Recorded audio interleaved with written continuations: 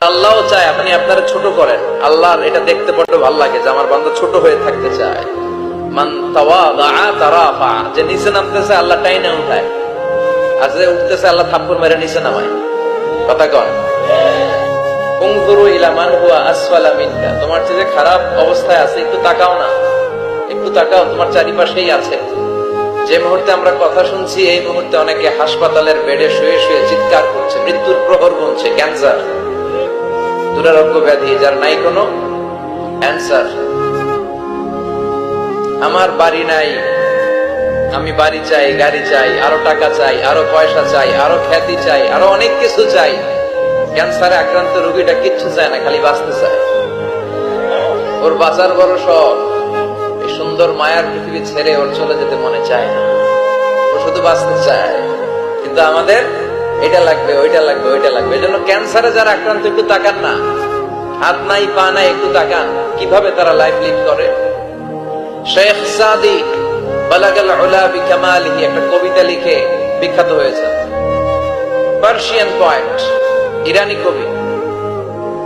ওনার আর্থিক দৈন্যতা যাচ্ছিল কিছুদিন ধরে, ওনার আর্থিক কিছু সমস্যা, টাকা পয়সা নাই, ফলে ওনার জুতা ছিঁড়ে গিয়েছে, পায়ে জুতা নাই, খালি পায়ে হাঁটে। আর মনে বড় আফসোস, মনে বড় দুঃখ, আমি এত বড় কবি, আমার পায়ে জুতা নাই, আমার পায়ে কি নাই। তো একবার ঘর থেকে বের হয়ে দেখে একটা লোক ভিক্ষা করে খাচ্ছে, ওর দুইটা পাই নাই।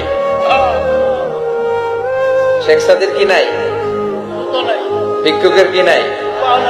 ভিক্ষুকের দশা দেখে সেজদায় পড়ে গিয়েছে, সেজদায় লুটিয়ে পড়ে আল্লাহর বলে, আল্লাহ শুকর, আলহামদুলিল্লাহ বেশ ভালো আছি। এজন্য উনজুর ইলা মান হুয়া আসফালা মিনকা, তোমার চেয়ে খারাপ অবস্থানে আছে তার দিকে তাকাও। ঋণের বোঝা কাঁধে এত বেশি, প্রতিদিন বাড়িওয়ালা এসে তাড়া করে, ভাড়া দিতে পারে না, এরকম লোক আছে না নাই?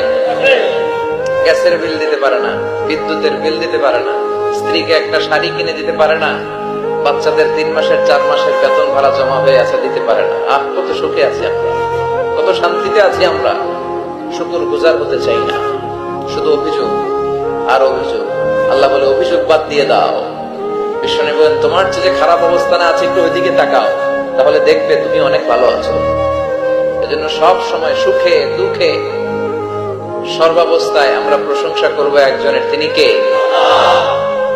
আর প্রশংসা করলে নেয়ামত বাড়ায় দেয় কে? আর প্রশংসা না করলে শাস্তির জন্য অপেক্ষা করতে হবে।